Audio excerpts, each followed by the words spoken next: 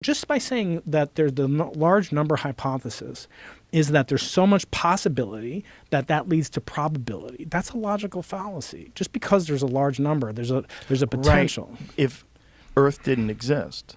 But Earth does exist, and humans do exist, and Earth is rich with life forms. We know that it's possible. That's true. And we know that it's possible given the parameters that Earth enjoys. That's why I say. We know that there's an insane amount of planets out there that could replicate this environment. Right. So wouldn't you then say, again, if you knew that life is so incredible, there's these extremophiles that live in volcanic vents 3,000 meters under the ocean.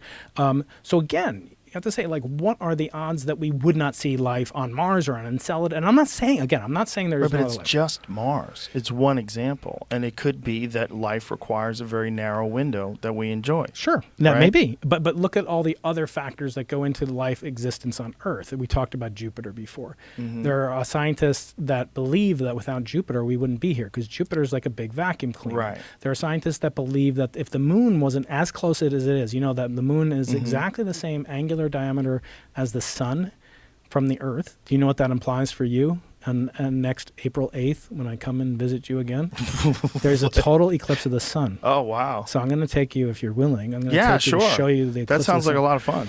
It'll change your life. Where would we go? We're going to go up to San Antonio. Oh, nice. We're going to drive. It's easy. Okay. Or we'll fly. We'll get It's only a 90-minute drive. It's not even 90 minutes, right? Have you ever experienced a total solar eclipse? I didn't experience it because I remember, was it Donald Trump that was staring at the sun? Wasn't it? It was him? Yeah, it was. It was him. And I was like, I'm not going to be that guy.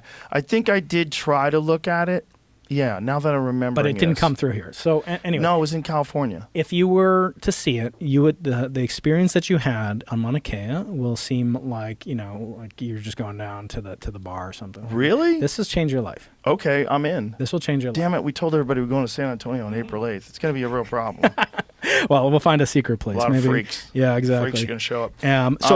Okay. But the reason I bring that up is because it happens to have the exact. Have you ever seen the far side? There's no dark side of the moon. There's a far side of the moon. Right? It's riddled with craters. Guess what? Each one of those is a target. Is a Secret Service agent that took the bullet for us. Okay. Right. Any one of those could have exterminated. Yes. The fact that we did have a huge impact 65 million years ago that led to the advent of the mammals to replace the dinosaurs.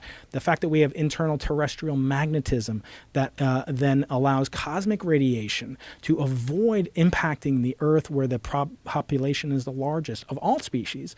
The auroras are in the north. They're not in the equator. We don't see them here.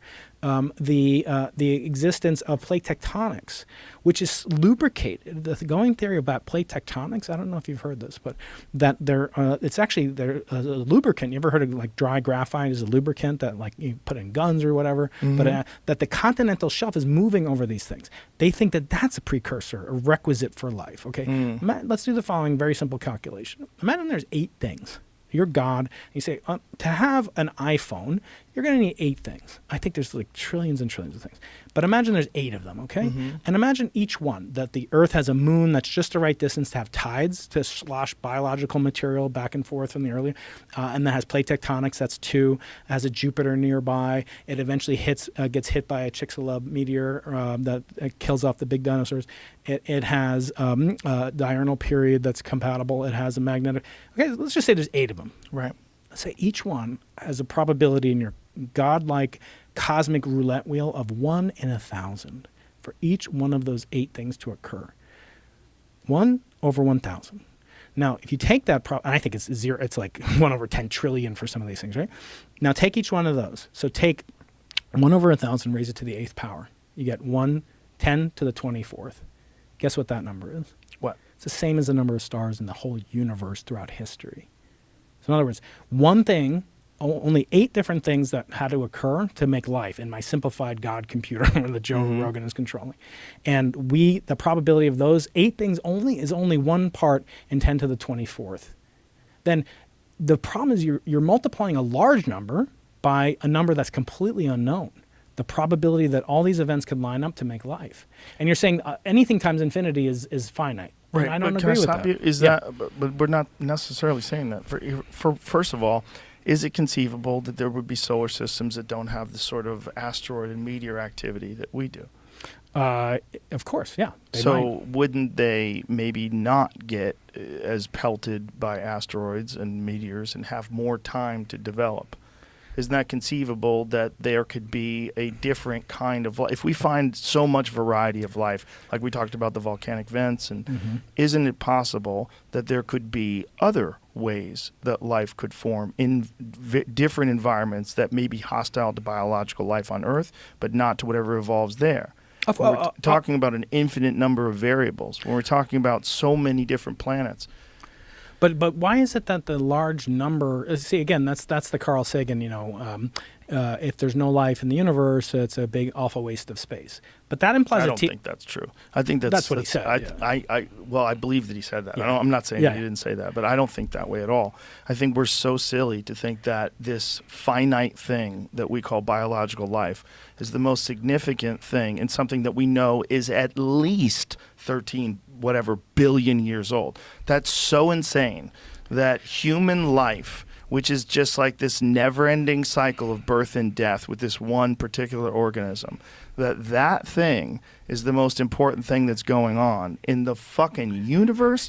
That's so crazy. As much as I love people, I know, but you that don't is have such any a- evidence for that, right? I mean, What do you mean, evidence for what? you can't say that we are not alone, right? You can't say we're not alone. and- But, I mean, it's just the idea that that's the most important thing, that Why aren't we? biological life is the most aren't we important the thing. most? I mean, I'm coming from a religious perspective, right? So I'm going to say that we believe that humans have infinite worth and that we're made in the image of God, right? That we have Right. godlike abilities. So how many other godlike things could there be in the universe? Maybe, and again, I don't want this said that Brian Keating, astrophysicist, believes that there's definitely no. I believe that there could be life. In fact, I believe that there is life outside of the Earth, but I think it came from the Earth. Interesting. Through Like panspermia, exactly. Yeah, interesting. You mean in the whole universe itself that it's come from the Earth? That Well, Earth is even the most, and I think you had Adam Frank, professor at University of Rochester, on about 5 or 10 years ago. He does the following calculation. He basically proves that it's likely that we're not the only technological civilization in the universe over the universe's history. And I love Adam. I'm like, who gives a, you know what? You know what he's saying, Who Joe? gives it? Everybody. No. don't they? Listen, Joe. Listen to Okay, what he says. I'm listening. He said that that there was at least one civilization, with a probability greater than 0, out of the 10 to the 24th power, a trillion planets and stars in the universe, that there's been one civilization throughout 13.8 billion years. That doesn't mean in our solar system. It doesn't mean in our galaxy. It doesn't mean in Andromeda, the Small Magellanic Clouds. It doesn't even mean right now.